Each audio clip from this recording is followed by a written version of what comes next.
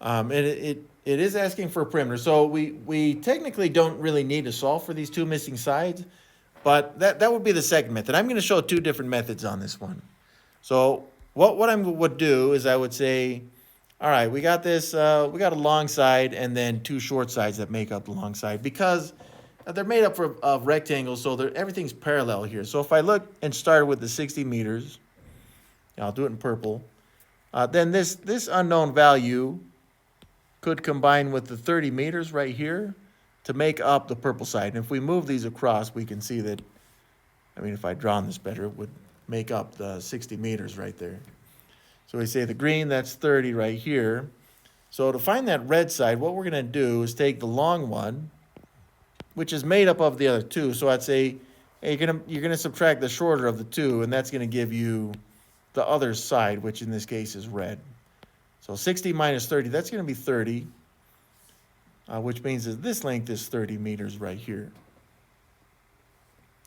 So we're kind of moving these side lengths here and here over to compare it with this longer side. And we're going to do it the same thing with these horizontal side lengths as well.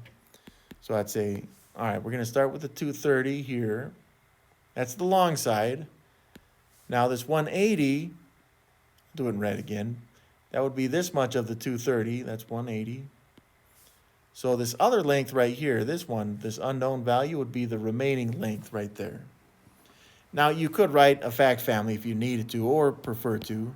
You could say, well, I know 180 plus this unknown side length is going to equal 230 meters.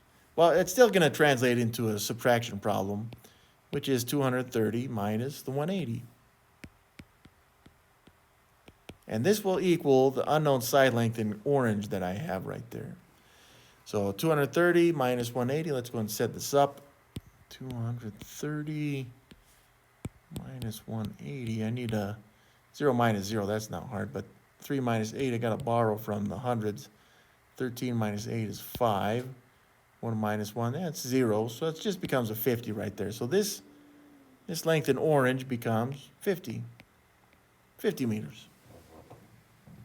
So now that I have all the side lengths of this shape, this composite shape, I just need to add all of them together. So I'd say, I always start with the left, so I'd start with that purple side length, the 60. And then I would add the top one, which is the 230. That was a blue side length for me. Then the 30 there on the right. And then the first red side, which is 180. And then the other red side length, which is 30. And then the orange side length, which is 50. And we're just going to add all these together. Now, I have these stacked all in one place, more for the sake of time right now. But if you wanted to, if you needed to, you could do these two at a time, right? You could do 60 plus 230, find that sum, and then add 30, find that sum, then add 180.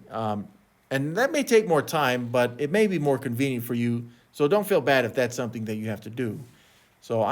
But just for me, I'm just gonna, again, I'm just kind of expediting the process. I'd say, okay, I'm gonna,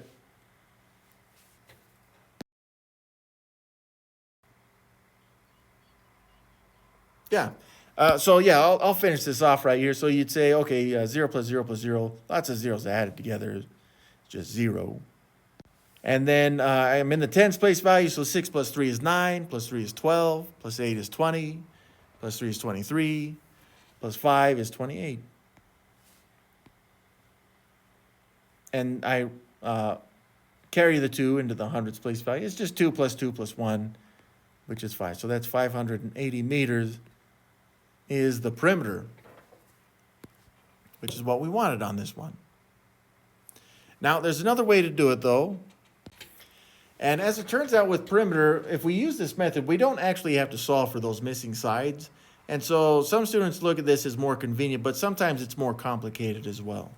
So what we do is we say, it's almost kind of the opposite of what we did in this first method, is instead of solving for these missing values, what I would know is that if I took this length and this one right here, and I moved it over here, it also makes up the purple side length.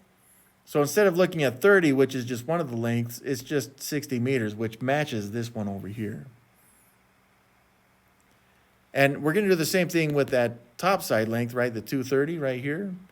It's also comprised of the 180 and also this unknown side length. I mean, we know it's 50 now, but if we didn't know that in the beginning,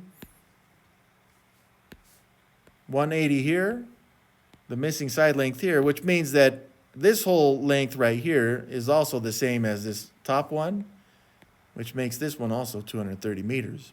Now, this also means that we're going to be adding less numbers. So I'd say, okay, we'll start with the left, that's 60. Then I would add the top number there, which is 230. And then the one on the right, another 60. And then the bottom one, which is now 230. So it's kind of like when we see two rectangles shaped like this, to find the perimeter, it's almost like looking, if you can see these two long side lengths, they're just kind of doubled here on the edges. And yeah, when we add these together, I'm not going to go through the whole thing, but it's just going to be the same sum right here. It's 580 meters. So yeah, we get the same perimeter, either one of these methods that we use, but you have to determine which one makes more sense to you, because even though this one may seem more convenient, it may be more complicated.